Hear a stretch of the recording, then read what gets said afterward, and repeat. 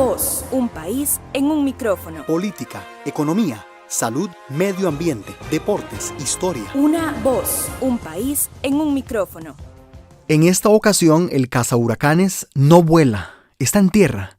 Y no es un avión, es un grupo de investigadores que entre escombros, nacientes, ríos, hacen una lectura de lo que el huracán Otto dejó a su paso.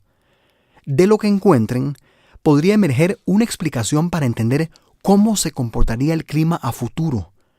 Sus hallazgos no solo significan una herramienta para la proyección climática y la mejora en la gestión del riesgo ante eventos extremos, también podría retar lo que hasta ahora se sabe del pasado climático e hidrológico en la región mesoamericana. ¿Qué tal? Gracias por acompañarnos una vez más en Una Voz a través de las más de 15 emisoras que transmiten nuestro programa en todo el país y en nuestro canal de YouTube. Hacemos esta introducción que tiene que ver con agua porque hoy tenemos al doctor Ricardo Sánchez, hidrólogo y químico de la Universidad Nacional, uno de los expertos que más conoce este tema, que más lo está trabajando en la Universidad Nacional, para conocer lo que está haciendo y cómo penetrando en estos secretos, en las entrañas del suelo, en las entrañas de la tierra, podemos llegar a descubrir implicaciones importantes para nuestra vida práctica. Iniciamos así. Ricardo, muy buenas tardes, buenos días, independientemente de cuándo se programe este espacio en las distintas emisoras. Bienvenido a Una Voz. Hola Gerardo, muchas gracias nuevamente por la invitación, un placer estar acá. Muy bien. Ricardo, contémosle un poco a la gente, nomás de entrada, en qué consisten los esfuerzos que usted y un grupo de investigadores están liderando. Tal vez si nos describe un poco el paso a paso de lo que se está haciendo. Es un grupo en la Universidad Nacional que también contempla personajes académicos de otras universidades, tanto dentro como fuera del país, inclusive en Latinoamérica, el Caribe, Estados Unidos, etc. Lo que estamos tratando es de entender realmente cómo funciona el ciclo hidrológico, qué es lo que está ocurriendo con él, qué cambios están ocurriendo. Esas cosas usted las puede estudiar desde el espacio con satélites, con sensores remotos, lo cual actualmente no tenemos la disposición de esos instrumentos propios, pero también se puede estudiar en el campo, en la superficie, con instrumentación que puede tomar posiblemente más de 10 años de instrumentación sistemática para poder entender una pequeña porción. Sin embargo, hemos estado ya desde hace varios años explorando una nueva forma de estudiar eso, que es a través de las señales químicas que trae el agua. Es decir, el agua, que es esa molécula tan escurridiza, una molécula que contiene tantos secretos en su propia molécula disuelta en ella, nos brinda un montón de información sobre qué ha pasado con el ciclo hidrológico. Podemos utilizar esa información moderna para compararla con el pasado y tratar de entender cómo puede ser el desarrollo, por ejemplo, climático de una región. Entonces, si lo queremos resumir, estamos tratando de leer esa memoria, esa historia, esa información que la molécula del agua trae consigo. Una huella. Una huella. En otras ocasiones nos lo ha explicado. Ese es el concepto de huella química. Es decir, para poner un ejemplo duro, el problema de arsénico en algunas zonas del país viene dentro de la molécula del agua. El agua mueve ese problema de arsénico y hay que entender cómo se mueve, cómo se genera para poder tomar decisiones de tratamiento, saber si ese pozo debe cerrarse o no, o qué es lo que lo genera. Entonces, lo que tratamos es de entender todo lo que constituye a esa molécula o lo que está disuelto en esa molécula para poder irnos para atrás, para adelante y analizar el presente. Ricardo, usted nos podría describir, aunque tendremos ya el apoyo audiovisual de esto en la gira que hacemos con usted, pero tal vez si nos describe para quienes también nos siguen a través de las emisoras el paso a paso de este trabajo de campo. Cuando ustedes salen hacia el campo y hacen estos muestreos, en términos generales, ¿en qué consiste? Es un trabajo bien diverso. Depende mucho de la característica del evento que queramos medir o analizar. Entonces no es lo mismo una logística de muestreo para un huracán o una tormenta tropical, como la tormenta Nate, por ejemplo, o un muestreo de la recarga de un acuífero, del agua subterránea, o cómo funciona una cuenca a nivel superficial. Entonces, generalmente esos muestreos conllevan muchísimo diseño experimental en el laboratorio, sentados con mapas, con Google Earth, con herramientas de ese tipo, visualizando imágenes satelitales nuevas, viejas, para saber si el espacio ha cambiado con el tiempo. Requiere de hablar con las personas locales. Antes de hacer un muestreo, uno generalmente habla con las personas. Si alguien te dice, sí, aquí existían tantas nacientes en tal zona, y tal vez la persona no sabía por qué, pero tiene una razón hidrológica. Y luego que tenemos ese contexto, pues tomamos la decisión de cuál es la frecuencia que necesitamos. Nosotros actualmente muestreamos eventos del ciclo hidrológico con una resolución, inclusive acabamos de iniciar un muestreo de minutos. Entonces ahora estamos tratando de entender cómo se forman las nubes y cómo el clima o las características pueden alterar esa formación de las nubes y cómo eso altera la cantidad de lluvia, y lo hacemos con una resolución de minutos porque esa es la resolución que se requiere. Pero para un manto acuífero el muestreo puede ser con una escala mensual. Para un cuerpo de agua superficial, un río, una quebrada, posiblemente sea una escala de horas a días. Entonces el trabajo consiste en montar un esquema conceptual de cómo funciona el sistema, generar una frecuencia de muestreo, y dependiendo de la frecuencia del muestreo se va una vez por semana, una vez al mes, una vez cada 15 días, o se están en periodos cortos con muy alta resolución, minutos, debajo de un aguacero, tratando de colectar la mayor información posible. Entonces el trabajo es bien diverso, no tenemos una agenda muy programada porque muchas veces dependemos, por ejemplo, de la lluvia. Entonces es bien diverso. Ahora, la recolección de esta muestra, ¿cómo es, Ricardo? ¿Tienen un equipo especial? No, es una muestra muy sencilla de recolectar. Son las ventajas de la técnica que utilizamos, del rastreo de esta memoria, son múltiples. Uno es que la muestra es una simple botellita tapada con un tapón, valga la redundancia, con una tapa, conservada inclusive a temperatura ambiente, no hay que congelar, no hay que enfriar, no es necesario, llevada al laboratorio donde se ingresa y se toma una pequeña cantidad, se coloca en el equipo. Tenemos 2 en la universidad que pueden realizar el mismo trabajo en la escuela de química, y en menos de una hora uno tiene ya el resultado de esa señal, de esa muestra. Pero una señal como tal sola no genera mucha información. Es un conjunto de cosas. Entonces, ahora estamos tratando de recoger y analizar todo lo que podamos. La lluvia, de todo tipo, hasta granizadas, escarcha, neblina, etc. El agua de los acuíferos, el agua de los ríos, de las quebradas, las nacientes. Y ahora actualmente hemos incluido una nueva que es el agua de los suelos. Estamos montando un método que yo creo que va a ser muy útil para muchos países en las zonas tropicales. Pues estamos montando un método que facilita muchísimo extraer agua de un suelo. Es decir, usted mete una pala en el suelo, saca un poco de suelo, lo pone en una bolsa plástica, se lo lleva al laboratorio, y ese suelo puede estar húmedo, más seco, pero si usted lo trata de cierta manera le puede quitar esa agua y la puede analizar. Entonces, todas esas piezas de ese rompecabezas es lo que llamamos ciclo hidrológico, y es lo que necesitamos entender a diferente escala, a diferente resolución, para poder armar todo el rompecabezas y saber cómo funciona una cuenca. Una vez que usted sabe cómo funciona una cuenca, usted puede pasar a una etapa posterior de cómo manejar esa cuenca. De repente hay zonas más susceptibles a cambios climáticos o más susceptibles a cambio del uso del suelo. Hay otras zonas que necesitamos conservar para la recarga, y eso va generando un esquema de plan país que usted puede tener proyecciones a 5 años, a 10, a 20, y puede resolver un gran problema, que es el de la administración del recurso hídrico en el país. Ya vamos a entrar a eso. Ricardo, hablando del trabajo de campo, existen, supongo que, espacios bastante accesibles donde se llega, no sé, en media hora, en una hora, casi que el carro llega al sitio de muestreo. Y también supongo que hay lugares bravos de penetrar, difíciles. Hay de todo, ¿Sí? hay de todo, como usted lo indica. Hay lugares muy sencillos, hay lugares que requieren que 2 personas vayan.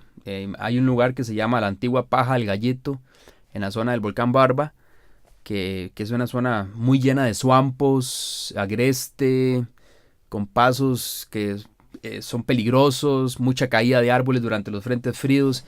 Realmente toma mucho esfuerzo a veces llegar para estar ahí 10 minutos, tomar una muestra e irse. Y ese es el esfuerzo que tal vez a veces no se visualiza.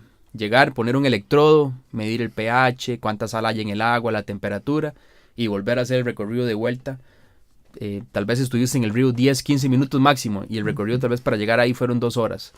Pero esas son cosas que hay que hacer porque sabemos que hay cosas que hay que entender de ese sistema y es la única forma de hacerlo. Entonces hay lugares como ese, como el Chirripó, que tenemos monitoreo constante en el Chirripó. Colega de la Escuela Química, Germain Esquivel, va ahí cada 2 meses, colecta todas las muestras que puede, anda por el Chirripó, unos 50 kilómetros, en caminata, bajando muestras, recolectando muestras, y entonces hay de todo, de lugares muy sencillos a lugares muy difíciles, pero esas muestras difíciles son las que al científico le gustan más, son las que más saben, porque son las que a veces nunca han sido muestreadas, contienen alguna información que no sabíamos y son muy, muy valiosas. Entonces esos esfuerzos hay que hacerlos. Ricardo, aquí van 2 preguntas en una y tienen íntima relación una con la otra. ¿Qué implicaciones, que estoy viendo que son enormes, casi infinitas, qué implicaciones tienen el trabajo que ustedes hacen para la vida práctica del ciudadano, del habitante? Y si tienen ecos sus investigaciones o la del grupo que usted lidera en las entidades rectoras en materia de agua. Okay. O sea, para que esto no se quede de verdad, lógicamente, en un laboratorio. ¿Y qué implicaciones está teniendo esto? Ok, voy a comenzar con las implicaciones, porque finalmente yo creo que después de unos 5 años de monitoreo sistemático, de no parar, estamos logrando ver que los objetivos de estudio están siendo trasladados ya a entidades que realmente toman decisiones. Pero curiosamente no están llegando a instituciones como el AIA, no tanto a la Dirección de Aguas del MINAE, no tanto a Macenara, aunque hemos estado haciendo esfuerzos para conglomerar estos grupos. Pero hemos transmitido nuestra información química del agua a la ARECEP. Y alguien podría decir, bueno, ¿y a qué le importa ARECEP investigaciones hidrológicas? Si ellos se encargan de fijar tarifas de buses, etcétera. Pues resulta que, al menos en esta zona del Valle Central en Heredia, la empresa Servicios Públicos de Heredia, que es una empresa pionera en el pago de servicios ambientales, tiene dentro del recibo una tarifa que va para la conservación del bosque. Y en esta crisis económica, financiera, ética que vive el país, pues hay cuestionamientos de todo tipo. Y uno de los cuestionamientos que ha llegado de cierta manera es, bueno, ¿cuál es el beneficio de tener esos lugares bajo pago de servicios ambientales? ¿Podría utilizarse ese dinero para otra cosa? Es decir, ¿es necesario conservar los bosques? La pregunta a veces parece una pregunta retórica, no necesita contestación, pero hay que demostrarlo. Entonces, hemos utilizado la información para demostrarle a la ARECEP, científica y técnicamente, varias cosas. Una, no se sabía la zona de las recargas, donde se recarga el agua que va para los mantos acuíferos, de los cuales sustancialmente dependemos nosotros. Entonces, con las técnicas isotópicas, logramos determinar las elevaciones. Es decir, ya sabemos que el agua en la zona del Valle Central, en la zona norte, de la margen derecha del río Virilla, se recarga entre los 1453 metros a zonas más altas. Entonces, esa es la línea mínima. Esa sería como la línea mínima de conservación que deberíamos tener, entre 1400 a 1500 metros. Y eso ya es un gran hallazgo, porque ya podemos dar un número. Antes simplemente apuntábamos la montaña. Ahora podemos decir, sí, la conservación va de esta franja de elevación hacia arriba. Se comparó la ubicación de todas las fincas por pago de servicios ambientales que tiene desde hace varias décadas la SPH. Y afortunadamente todas están dentro de esa zona. O sea que esta empresa ha tenido un buen ojo, ha tenido un buen criterio técnico forestal para conservar esas zonas. Eso en primer punto. En segundo punto, ¿cuánta agua nos dan esas fincas? ¿O cuánta agua nos da esa zona? Entonces hemos calculado cuánta agua es la que se recarga ahí.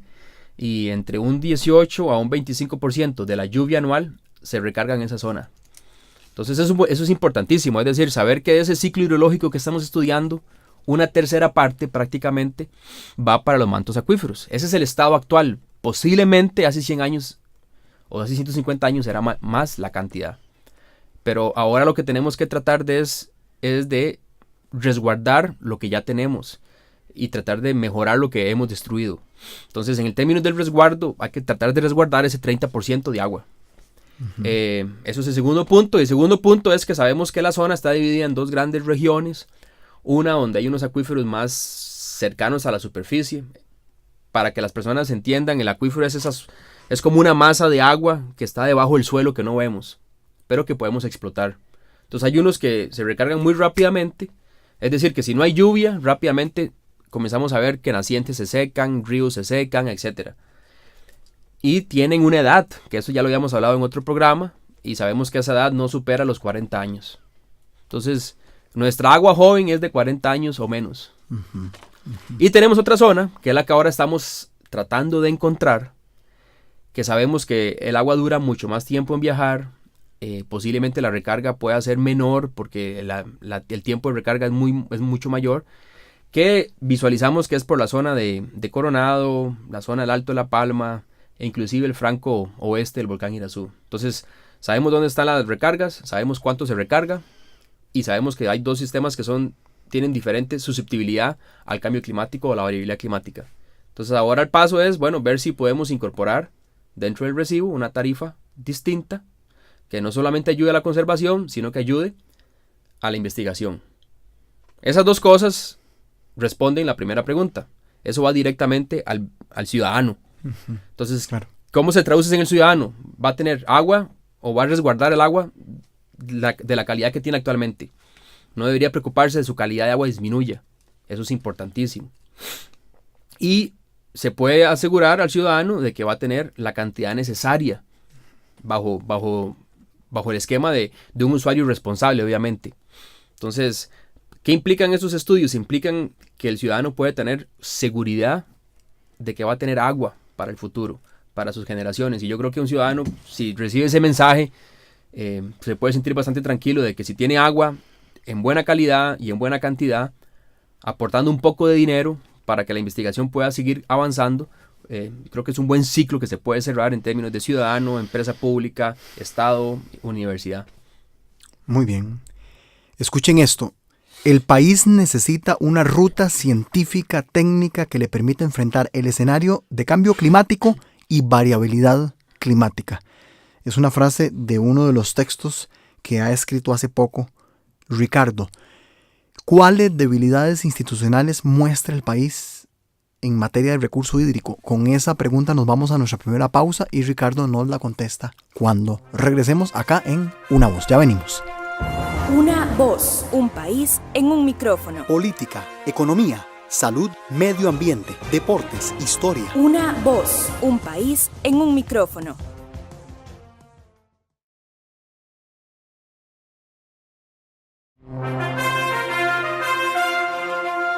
Una voz, un país en un micrófono. Política, economía, salud, medio ambiente, deportes, historia. Una voz, un país en un micrófono. Continuamos acá en Una Voz, agradeciendo su sintonía, bien sea en las más de 15 emisoras que transmiten Una Voz en todo el país.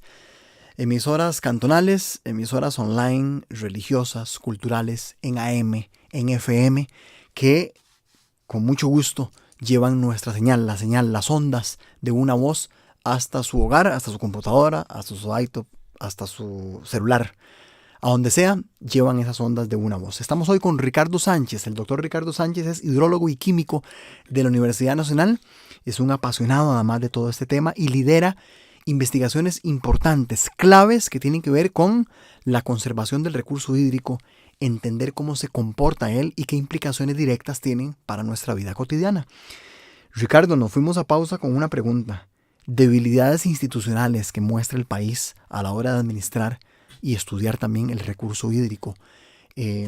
Leía yo una frase tuya de un correo que por cierto hace poco circuló, tuyo, donde decías que el país necesita una ruta científica, técnica que le permita enfrentar el escenario de cambio climático. ¿Cuáles serían esas falencias que tenemos como país, Ricardo?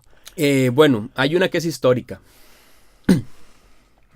Y es que a pesar de que tenemos monitoreo, y cuando digo monitoreo es eso que estábamos hablando de poder medir cuánta agua tenemos en la atmósfera, en la lluvia, en el suelo, en los acuíferos, en los ríos.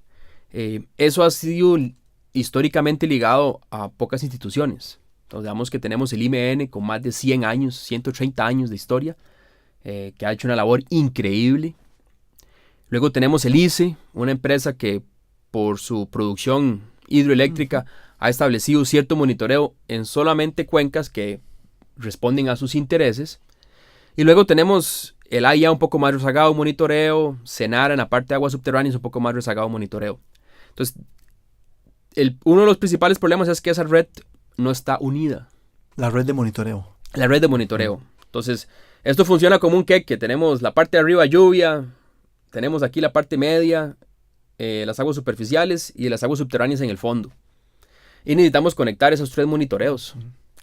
Y no están conectados. Ni tampoco abarcan todo el país.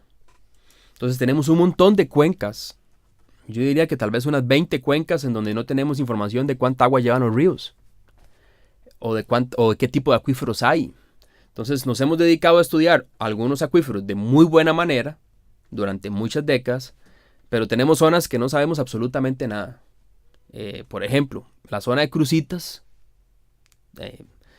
en esa zona minera, realmente no conocemos las características hidrológicas de esa zona, porque nunca ha sido una zona de interés, ha sido una zona aislada, rezagada, etc. Entonces, el principal reto, unificar lo que existe y completar la instrumentación donde no existe. Claro, eso cuesta mucho dinero. Entonces, el problema también radica en que el financiamiento de una red de ese tipo es difícil, pero yo soy de las personas que considero que si esa red se logra unir, sería distinto los mecanismos para la búsqueda de dinero cuando ya tengamos una red unificada. No da muy buena apariencia cuando vemos que las instituciones del gobierno no trabajan en conjunto. Y ahí incluyen igual a las universidades. Eso no nos permite saber qué tenemos, cómo estamos, qué está pasando con la variabilidad climática de la lluvia en nuestros sistemas. Y entonces nos cuesta tomar decisiones que algunas veces se traducen en conflictos hídricos. Y es uno de los problemas administrativos, técnicos más grandes que tiene el país. Es el principal reto. Entonces tenemos un clima que está variando constantemente, que todavía no sabemos las razones por las cuales varía. Sabemos que el fenómeno del Niño nos impacta fuertemente, pero estamos un poco incapacitados en la respuesta que hacemos. El ordenamiento territorial es otro desafío. El ordenamiento territorial es otro desafío. En general, ordenamos el territorio. Costa Rica es un país muy interesante. Si usted se pone a viajar por el país, usted se da cuenta que los límites de las provincias, cantones, son cuerpos de agua. Entonces la gente dice, ya crucé el río Lagarto, ya pasé a Guanacaste, sí. Y porque utilizaron el río Lagarto como un límite. Pero posiblemente el río Lagarto pertenece a una cuenca más grande que contempla Punta Arenas y Guanacaste. O el río Virilla pasa por un montón de municipios hasta desembocar en el río, hasta formar parte del río Grande Tárcoles. Pero esos municipios no trabajan de manera conjunta. Entonces ahí tenemos un problema de administración que conlleva un problema de ordenamiento territorial. Entonces yo he sido muy vehemente en eso. El país debe ordenar su territorio en una zona tropical con abundante lluvia. Muchas de las cosas que ocurren están presupuestadas de acuerdo al clima. Y entonces realmente deberíamos orientar nuestro territorio de acuerdo a las características de lluvia, de escorrentía o de mantos acuíferos. Y eso creo que generaría un ordenamiento muy distinto al que conocemos ahora de zonas francas, zonas residenciales. Hemos ido creciendo de una manera muy desordenada y la verdad es que ya nos agarró tarde. Ya no podemos ir a botar residenciales, no podemos ir a eliminar zonas industriales. Ahora hay que tratar de resguardar lo que hay y mejorarlo. O sea, realmente hay una necesidad absoluta de limpiar los ríos y se pueden limpiar. Los ríos tienen naturalmente una capacidad de autodepurarse altísima. Si usted les ayuda un poco más con plantas de tratamiento, Costa Rica podría comenzar otra vez a reutilizar las aguas de los ríos, que prácticamente no las usamos porque están contaminadas y no tenemos la tecnología para limpiarlas. Has puntualizado la innovación tecnológica como otro reto. Sí, el país debería beneficiar, incentivar, por ejemplo, cultivos de riegos de alta eficacia. Dejar de anegar cañaverales, dejar de anegar cultivos. Deberíamos tener un riego muy, muy específico, técnico, que permita usar el agua exacta que necesitamos. Porque la visión del gran productor o del pequeño agricultor es que a punta de ojo ve que el suelo está seco, húmedo, hay que echarle agua. Y eso lo hacemos en nuestras casas. Claro. Y a veces la planta tiene suficiente agua en el suelo, nada más que está por debajo. Y ahí el suelo está húmedo y el agua está feliz. Y lo que hacemos es más bien agregar más agua y en muchos casos la productividad por hectárea disminuye por agregar más agua, cuando realmente no la necesitamos. Entonces, en la zona de Guanacaste, por ejemplo, ahí lo que se necesita es realmente instrumentar todas esas fincas y decirle al productor, usted es responsable de instrumentar su finca y de saber cuánta agua necesita, y esa es el agua que yo le doy del distrito de riego. Entonces esas cosas hacen falta, pero son urgentes. Con eso podríamos hacer un uso muy eficiente del agua. Ricardo, ¿sentís que en la Universidad Nacional, nos regresamos ahora a casa nuevamente, has tenido un espacio idóneo para desarrollar todo esto? Y también te lo pregunto porque mencionaste en el correo el tema del Instituto del Agua. Sí, eso es una idea que anda dando vueltas y ya yo creo que hasta cansa uno hablar de eso. Pero como investigador yo no tengo los recursos para hacerlo, si no ya lo hubiera hecho. Es cada vez más claro que grandes países o universidades agrupan a toda su gente en pequeños institutos, digamos que virtuales. Lo que pasa es que aquí cuando uno dice instituto, la gente piensa en burocracia, piensa en más conserjes, en más secretarias, más salarios, más pluses y todo se cae. No, yo estoy pensando en una idea donde usted ponga en conjunto la investigación de realmente alta calidad. Es decir, la investigación que tiene alto impacto y tiene que estar unida. Eso es un esfuerzo, la Vicerrectoría de Investigación ha tratado de hacerlo, pero todavía creo que no está bien plasmado. Necesitamos unificar esos productos de investigación para que realmente tengamos un producto final que sea unificado, que contemple el agua, el clima y la sociedad. Es posible, no involucra un costo adicional a la universidad, pero sí involucra un costo académico. Es decir, no podemos seguir en la línea de el exhibicionismo, de hacer talleres aquí, conferencias acá, que no terminan en absolutamente nada. Yo soy de la idea de que necesitamos productos concretos. Y a veces eso es remar contracorriente porque hay una idea de que lo que tenemos que hacer es visualizar la universidad como una universidad blanda, que trabaja en el agua, que habla con las comunidades, y todo eso está muy bien. Pero al final, usted va y le dice una asada, le hace un taller, y le dice, es que usted tiene que medir el pH, la acidez del agua. Y boom, y se va. Bonito el taller, fotos, etcétera. Pero luego el de la asada dice, bueno, ¿y cómo lo mido? Si no tengo el pHímetro. Entonces, para mí la idea es un conglomerado de productos que puedan ser trasladados eficientemente a las comunidades. Más allá de esa interacción blanda que no realmente está resolviendo los problemas hídricos. O sea, los problemas hídricos no se están resolviendo. Entonces eso quiere decir que lo que estamos haciendo desde la universidad realmente no está muy bien. Vamos a separarnos, Ricardo, en nuestra segunda pausa porque quiero que después del corte, último por cierto, nos dediquemos a hablar también de tu perspectiva personal, tu vocación sobre el tema del agua y de la química, porque el programa también lo escucha mucha gente joven, lo ve mucha gente joven. Y me gusta que también los invitados abran ese, ¿qué diríamos? Como esas páginas íntimas de su vida para que nos contés cómo fue que te inclinaste por esta vocación, a qué edad, cómo te vinculaste a la Universidad Nacional, qué motivaciones tienes todavía vivas desde adolescente y que guían también tu trabajo académico de investigador, porque esta perspectiva íntima y personal me parece también muy rica para que el público que ve el programa se inspire también y se motive, ¿verdad? ¿Cuántas vocaciones probablemente hay allí escuchando y viendo el programa? A eso dedicaremos nuestro último segmento. Nos separamos con la presencia acá de Ricardo Sánchez, quien es doctor él es doctor Ricardo Sánchez, hidrólogo y químico de la Universidad Nacional y quien lidera importantes investigaciones en esta casa de estudios superiores. Nos separamos y ya venimos con más aquí en Una Voz.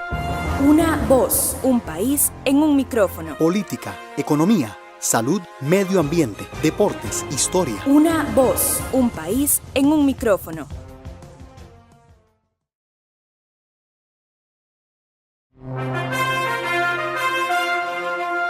Una voz, un país en un micrófono. Política, economía, salud, medio ambiente, deportes, historia. Una voz, un país en un micrófono. Muchas gracias por continuar con nosotros acá en Una Voz. Siempre semana a semana nos proponemos tocar temas que tengan que ver con su vida cotidiana, con sus hábitos diarios. Y cuando hablamos del agua, no lo ponemos en duda, por supuesto que tiene que ver con eso. La Universidad Nacional, a través del doctor Ricardo Sánchez, hidrólogo y químico, lidera una serie de investigaciones, trabajos de campo importantísimos que tienen que ver con el entendimiento del recurso hídrico y saber además si lo estamos conservando bien o no. Por eso Ricardo Sánchez está hoy acá con nosotros, acá en Una Voz, desarrollando este tema. Ricardo, devolvámonos algunos años para atrás. ¿Cómo te vinculaste a la Universidad Nacional? Más o menos como en qué año y dónde escuchaste hablar de la U. ¿Quién te habló de la UNA?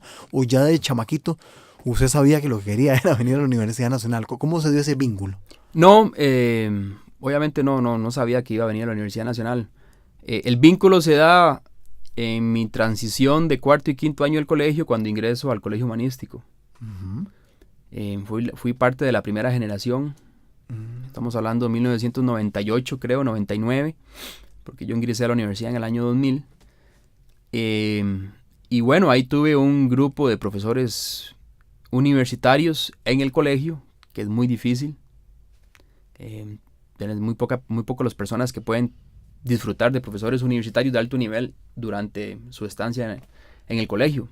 Yo tuve la ocasión y claro, fue un despertar académico muy fuerte, muy duro, pero tanto científico como en las humanidades, y esa combinación fue, bueno, yo le saqué mucho provecho, me despertó muchas cosas, y en general yo quería estudiar desastres naturales, es lo que me fascina la dinámica de los terremotos. Trato de entender lo que escribe Marino Proti, aunque no sepa yo nada de geología. Trato de entender lo que hacen los compañeros de la Opsicori, para poder despertar eso o alimentar ese interés que tengo por los desastres naturales. Al final tomé la decisión de venir a la Escuela de Química a la Universidad Nacional y después de haber hecho toda la parte básica, tomé la decisión de entrar en la parte de química ambiental. Química oceanográfica fue lo que primero que estudié o trabajé, y luego con la maestría y el doctorado sí me enfoqué más en la parte netamente superficial, aguas superficiales, lluvia y aguas subterráneas. Y básicamente creo que tengo unos 10 años de estar tratando de entender la molécula del agua. Parece sencillo, es H2O. Para alguna gente no tendrá mucha especialidad, algo muy especial, pero es una molécula que estoy casi seguro que es la razón por la cual estamos aquí en el planeta, y yo creo que es clave para entender la dinámica del planeta, entender realmente el ciclo hidrológico. Ricardo, ¿dónde nace el científico? ¿Su vocación dónde se despertó? ¿Usted puede ubicar en su infancia o adolescencia un momento donde usted diga aquí? ¿O eso se trae? ¿Tenías un tío? ¿Leíste algo? ¿Viste un programa de televisión? ¿Dónde nace esa vocación científica tuya? Es curioso, yo nunca tuve nadie en mi familia, a pesar de que tuve una niñez muy buena, en Cafetales, ahí en San Antonio, Belén. Nunca tuve una persona así como muy cercana que fuera con un componente científico fuerte. Realmente, si quiero ser sincero, creo que eso fue un despertar propio. A veces uno piensa un poco en la genética y tal vez hay alguna combinación química que permita que uno tenga un interés por el arte, por la música, por nada de eso, o por la ciencia. Y me interesó la ciencia, es una manera de explicar cosas. Siempre trato de explicar cosas. Eso es posiblemente una debilidad mía. Y por ahí nació realmente en la etapa de colegio, al finalizar la etapa de colegio. Y luego se maduró muchísimo con el trabajo que hice en el Laboratorio de Química Marina, en su momento coordinado por la señora Sandra León. Y entonces sí disfrutaba muchísimo del campo. Me di cuenta de que yo no era una persona para estar mucho en el laboratorio, a pesar de que paso mucho tiempo en el laboratorio. No hay nada mejor que estar estudiando la naturaleza en el campo. Los ríos, no es lo mismo ver un video en YouTube que estar en un río. Los acuíferos, las nacientes, etcétera. Entonces sí tengo una inclinación muy fuerte por estar en la naturaleza, en el campo, siempre tratando de entender qué es lo que ocurre. Ricardo, ¿qué significa la Universidad Nacional para vos? Ya ahora nos remontamos un poco al humanístico, ¿verdad? La incidencia que esto tuvo en tu vida. Pero si le pudiéramos poner como carita y verla como un personaje casi, ese rostro humano de la Universidad Nacional, Para tu desarrollo personal y profesional, ¿qué ha significado la UNA? Bueno, la universidad ha significado muchísimo. Ha sido una entidad, una institución que siempre me ha abierto las puertas. Estudié con beca. Yo venía de una familia de bajos recursos y la universidad tuvo la visión de poder becar a una persona de bajos recursos, de ayudarlo. Entonces creo que en eso hay que rescatarle muchísimo a la Universidad Nacional. No es sencillo. Yo estudié en el sistema estadounidense, así que conozco muy bien las diferencias de lo que es pagar $16,000 por semestre a cuando yo estudiaba no haber pagado nada. Uh-huh. Y también al mismo tiempo recibir una educación de alto nivel.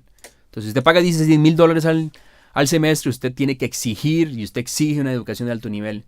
Pero si vos no pagas nada, la pregunta es, bueno, ¿debería exigir o no? Y la universidad se caracteriza por dar una educación de muy alto nivel. Y eso las personas en esta crisis de país debería analizarlo. Que el valor de la educación, el valor de la universidad no es tangible. El valor de la educación no está en una crisis fiscal. Nunca lo ha estado.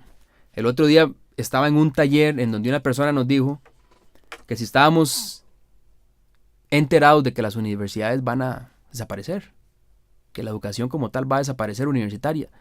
Y yo pensaba, me gusta mucho la historia, y yo me fui para atrás y bueno, me fui para las universidades más grandes, más antiguas, uh-huh. Salamanca, Oxford, Siena, Coimbra en Portugal, y llevan ahí más de 1000 años. Uh-huh. Y han pasado reformas, contrarreformas, han pasado varias guerras mundiales, revolución industrial, tecnológica, y siguen ahí.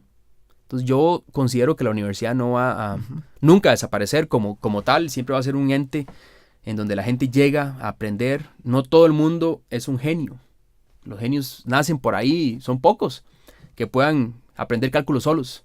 La gente siempre necesita que alguien te esté instruyendo. Que la manera de enseñar tengamos que cambiarla, eso está clarísimo. Entonces esas cosas hay que irlas tomando en cuenta en las clases, pero la universidad como tal es algo muy importante para la sociedad y la Universidad Nacional ha cumplido esa labor bastante bien, yo creo.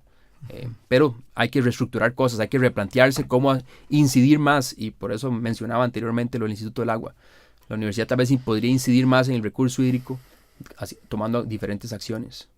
Casualmente en tu desarrollo profesional, Ricardo, ahora te llega en un buen momento, no sé si podemos hablar un poquito, aunque sea por encimita, un reconocimiento internacional que se viene. Tal vez si nos comentas un poco de qué se trata esta premiación. Bueno, un colega me pidió permiso para postularme a un premio. Yo lo medité unos días y al final dije que sí. Y es un premio de la Academia Mundial de Ciencias para los países en vías de desarrollo. Lo que trata la Academia Mundial de Ciencias es de incentivar a personas jóvenes que están tratando de resolver problemas de su país. Uh-huh. Entonces, el 2018 era el año dedicado a la química. Cada 4 años le toca la química, física, matemática, biología. Y entonces el premio consiste en un reconocimiento de cómo los trazadores, de lo que hemos estado hablando durante esta hora, puede ser utilizado para resolver problemas país. Entonces, a veces es un poco triste que un ente internacional en conjunto con el CONICYT reconozca la utilidad de una herramienta, pero que dentro del país uh-huh. haya que remar contracorriente. No es una técnica muy apetecida por las instituciones, hay cierta resistencia. Tenemos una manera de hacer administración del recurso del agua de una manera, y cuando alguien llega y propone otras cosas, o con un grupo propone otras cosas, a veces eso es difícil. Pero bueno, yo creo que llega en un buen momento, evidencia que internacionalmente esas técnicas son reconocidas, y esperemos que más allá de un premio para Ricardo, es un premio para toda la gente que ha trabajado durante varios años, estudiantes, colegas de otras universidades. Es realmente un premio a la molécula del agua. Uh-huh, uh-huh. Así lo veo yo. Uh-huh. Ricardo, y hablando de cosas también bonitas, sos escritor, hay que contar eso, de que Ricardo, dentro de su formación integral, investiga y escribe muy bien. Además, lo hemos leído en varias oportunidades. No sé si podemos mostrar, Ricardo, alguna de tus obras, de tus libros, bueno, incluso si podemos eventualmente leer algo. Podríamos leer algo, sí. De lo que has escrito a propósito también del agua, de otros temas. Desde hace ya años me he dedicado a un ejercicio que es la escritura. Uh-huh. He escrito ensayos, que esto es un libro que fue publicado en Estados Unidos por una editorial en Pensilvania, y es una compilación de varios años de ensayos sobre la crisis humana, la crisis intelectual, la crisis ética, económica, cultural. Entonces es realmente una serie de ensayos que tocan mucho de esos temas, y son digamos que relatos algunas veces cortos, ensayos relativamente cortos, con temas muy específicos, muy al grano, muy a la conciencia humana, que a veces me he dado cuenta que esa forma de escribir tiene resonancia, que a la gente le llama la atención, y por eso lo he mantenido. Algunas veces la gente posiblemente, no sé, tal vez se sienta aludida, ofendida, pero es un poco fuerte. O sea, tiene a veces temas, yo a veces utilizo frases, y es un proceso donde yo me divierto muchísimo, pero muchísimo cuando invento algunas cosas. O sea, alguna manera de decir algo de otra manera, básicamente, de otra forma. Y desde hace varios años, gracias a un profesor de la Universidad Nacional de Informática, conocí una nueva forma de escribir poesía, que es la poesía haiku, que es una sutil, no podría venir de otra región que de Japón, una manera de capturar un instante, un momento en 17 sílabas. Y entonces parece sencillo, pero es sumamente complejo. Durante prácticamente una década recopilé haikus, y ahora hemos publicado una versión de ello. Son una colección de unos 70 poemas haiku con ilustraciones de una amiga en San Antonio Belén, por cierto, muy bien elaboradas. Y nada, tocan temas como el amor, la tristeza, la problemática ambiental. Qué bonito, está dedicado, viene, vean. Sí. Ricardo, ¿dónde están también a la venta? Están a la venta, pero me pueden contactar y con mucho gusto yo les puedo indicar dónde poder conseguirlos. ¿Podemos dar tu correo electrónico? Por supuesto. O como, tal vez si lo decimos. Sí, mi correo electrónico es ricardo.sanchez.murillo@una.cr, o me pueden contactar por teléfono al 8314-7106. Realmente uno genera estas cosas no para venderlos, porque realmente lo que uno quiere es que la gente retome, por ejemplo, la literatura. Y a veces, como vos me lo mencionabas, un video ya de 1 minuto es difícil ahora que la gente lo vea. Pues estos son 17 sílabas. No es poesía larga. No tiene tiene una estructura, una métrica establecida, pero muchas personas me han comentado que sí, algunos de esos poemas dejan pensando por un buen rato, a pesar de que son muy cortos. Es sutileza japonesa, solo ellos podrían haber creado una manera de escribir tan corta que llegue tan profundo. Entonces, digamos que ese libro Aún amanece, es un intento. Muchas gracias. Es un intento. Voy a leerlo, y qué bonito además la forma, ¿verdad?, en que está presentado gráficamente. Ricardo, ¿y quieres leer alguno de los textos? Pues aquí ando poemas, sí, claro, sin publicar. Adelante, que he ido compilando claro. Algunos de diversas temáticas. He ido generando un propio estilo, si se quiere ver de esa manera, en donde algunas veces trato de hacer un resumen de las cosas que rescataría, o las cosas que podrían pasar para algo. Y aquí tengo uno que es un ejercicio de un poema realmente originario de Borges. Borges hace un resumen, que es uno de los escritores que más me gusta, de un montón de cosas que pasan para que una sencilla cosa pueda ocurrir. Y entonces eso es una versión de ese poema. El poema se llama Las causas. Y aquí va. Sí. Entonces son todas las cosas que pasaron para que al final ustedes puedan entender qué ocurrió. Una explosión de espacio y tiempo. El reloj de arena y sus granos obedientes. La manzana abandonada. El jardín del Edén en silencio. Siglos de oscuridad. El mecanismo de Anticitera. El jaguar a la casa de los sueños. Los besos, el desierto, la muerte. Se precisaron todas estas cosas para que nuestras manos se encontraran. Muy bien. Ustedes han escuchado y visto a Ricardo Sánchez. Ricardo es hidrólogo, químico de la Universidad Nacional. Lidera importantes investigaciones sobre el recurso hídrico que tienen implicaciones directas con nuestra vida cotidiana. Se ponen las botas casi todos los días para ir al campo a muestrear. Llega a los laboratorios Y gracias a estas interpretaciones y a estos trabajos nos está regalando ciencia. Ricardo, muchas gracias por habernos acompañado acá en Una Voz. Es para nosotros un placer haberte tenido. Y bueno, y queda acompañarte además a una gira para ver cómo plasmas en el campo todo lo que nos has contado hoy. De verdad, gracias, Ricardo. Sin duda alguna, iremos al campo.